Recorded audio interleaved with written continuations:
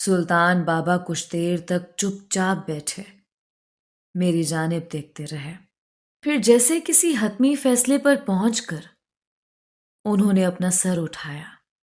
ٹھیک ہے، میں اس لڑکی کی روح پر ہمیشہ کے لیے تمہارا تسلط برداشت کرنے کے لیے تیار ہوں۔ میں یا کوئی بھی اور کبھی بھی تمہارے راستے کی رکاوٹ نہیں بنے گا، لیکن میری بھی ایک شرط ہے۔ ہم سب نے ہی چونک کر سلطان بابا کی جانب دیکھا۔ حاجی رزاق اور ان کے پورے خاندان کا عامر سمیت پریشانی کے مارے رنگ ہی اڑ گیا۔ حاجی صاحب ہکلائے، یہ آپ کیا کہہ رہے ہیں قبلہ؟ اس طرح تو…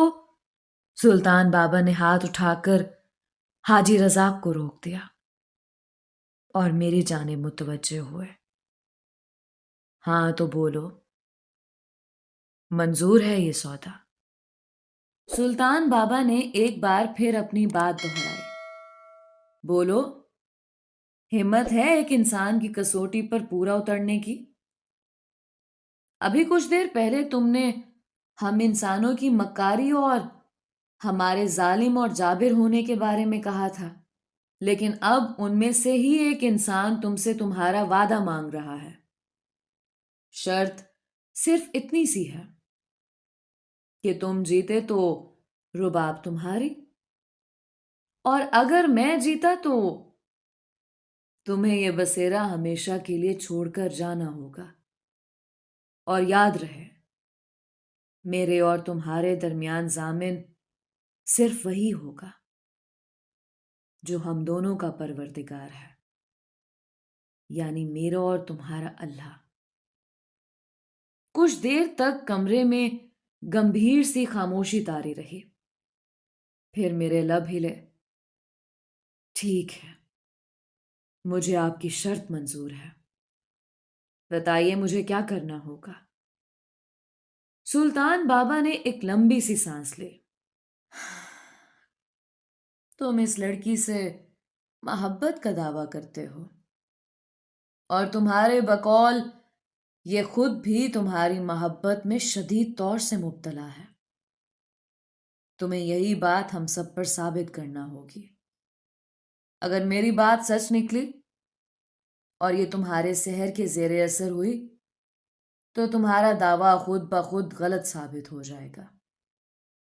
تمہیں ایک بار اسے مکمل آزاد کر کے کسی بھی روپ میں اس کے سامنے آنا ہوگا۔ اگر رباب یاقوت کے عشق میں مبتلا ہوئی تو اسے تمہیں قبول کرنے میں کوئی ہچکچاہٹ نہیں ہونی چاہیے، لیکن یاد رہے، اس وقت اس کے ذہن اور دل پر تمہارا کوئی اثر باقی نہیں ہونا چاہیے۔ بولو، منظور ہے یہ کسوٹی؟ میں نے الجھن آمیز انداز میں سر پٹخا۔ لیکن یہ کیسے ہو سکتا ہے؟ آپ جانتے ہیں میں اپنی ظاہری شکل و صورت میں اس کے سامنے نہیں آ سکتا، یہ ڈر جائے گی۔ اور پھر آپ لوگ میری بات کیوں نہیں سمجھ لیتے کہ یہ صرف روح سے روح کے تعلق کا معاملہ ہے۔ میری روح کے دھاگے اس کی روح کی ڈور سے الجھے ہوئے ہیں۔ آپ ہماری محبت کو جسم اور ظاہری شکل و صورت کی بندشوں میں قید کیوں کرنا چاہتے ہیں؟ سلطان بابا بولے، میں نے اسی لیے پہلے ہی کہہ دیا تھا کہ تم جس صورت میں بھی چاہو اس کے سامنے آ سکتے ہو، مجھے اس سے کوئی غرض نہیں ہے۔ تم حسین سے حسین تر روپ دھار سکتے ہو، تمہارا دعویٰ تو روح سے روح کے ملاپ اور رشتے کا ہی ہے نا؟ تو پھر اس کی روح تمہاری روح کو پہچاننے میں کوئی غلطی نہیں کرے گی، اور اگر تب بھی رباب کے من نے تمہیں پہچان کر قبول کر لیا تو ہمیں بھی کوئی اعتراض نہیں ہوگا۔ بات اس بار یہاں بھی چہرے اور جسم کی شناخت کی نہیں، دل سے دل کے رشتے کی ہے۔ اگر تمہاری محبت سچی ہے اور تمہارا دعویٰ اٹل ہے، تو پھر اسے اپنے تسلط سے آزاد کرنے میں خوف کیسا؟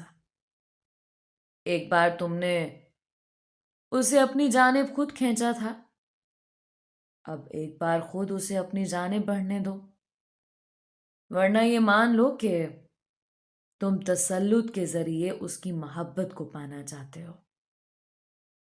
کمرے میں ایسی خاموشی چھائی ہوئی تھی کہ ہمیں اپنے مساموں سے پھوٹ کر جسم سے بہنے والے پسینے کی آہٹ محسوس ہو رہی تھی۔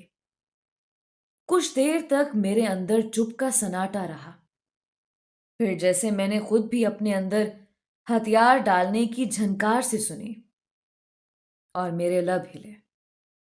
ٹھیک ہے، یہی آپ کی ضد ہے تو مجھے آپ کی یہ شرط بھی منظور ہے۔ میں یہیں اس گھر میں رباب سے ملاقات کروں گا۔ مجھے امید ہے اس کے بعد آپ سب اپنے وعدوں کی پاسداری کریں گے۔ بس مجھے 2 دن کی مہلت دے دیں۔ میں نہیں چاہتا کہ رباب اس نڈھال اور مزمحل حالت میں مجھ سے ملے۔ یہ 48 گھنٹے میں اس کی خاطر مانگ رہا ہوں، لیکن آپ کو بھی مجھ سے وعدہ کرنا ہوگا کہ ان 2 دنوں میں کوئی بھی رباب کے کسی بھی فیصلے یا طور طریقے پر کسی بھی طرح اثر انداز نہیں ہوگا۔ کوئی رشتہ بھی اس کی آزادی میں مخل نہیں ہوگا۔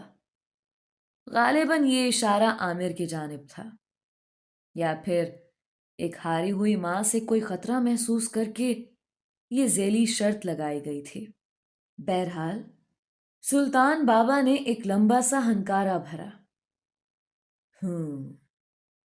بے فکر رہو، رباب پر کسی بھی طرف سے اور کسی بھی رشتے کا کوئی دباؤ نہیں ہوگا۔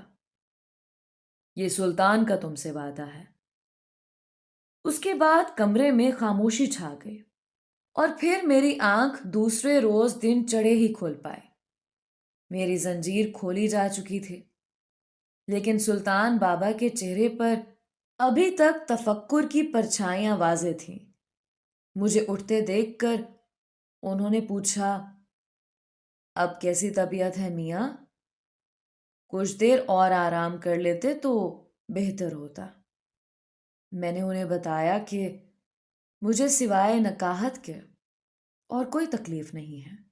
ایک عجیب بات یہ تھی کہ حالانکہ یاقوت کے لفظ میری زبان سے ادا ہوتے تھے اور اسی کی بولی میری باتوں کے ذریعے باقی سب تک پہنچتی تھی، لیکن خود مجھے یوں محسوس ہوتا تھا کہ صبح اٹھتے ہی میرے حافظے کی سلیٹ بالکل صاف ہو جاتی ہے، اور مجھے کچھ یاد نہیں رہتا تھا کہ میں نے رات کو کیا پیغام پہنچایا تھا۔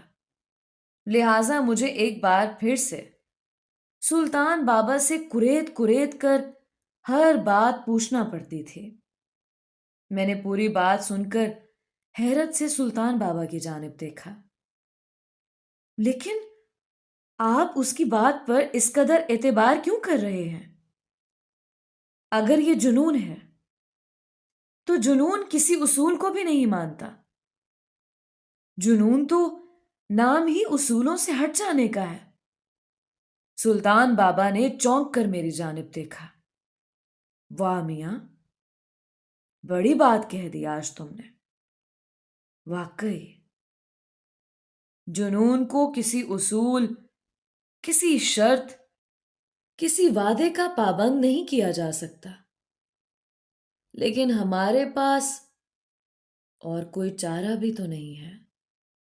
مجھے اس کی شرط مان کر اس پر سے اپنا پہرا آج شام سے پہلے اٹھانا ہی ہوگا، اور بدلے میں اس کے وعدے پر اعتبار کرنا ہی ہوگا کہ وہ وقتی طور پر رباب کو اپنے سحر سے آزاد کر دے گا۔ ہمیں یہ جوا کھیلنا ہی ہوگا۔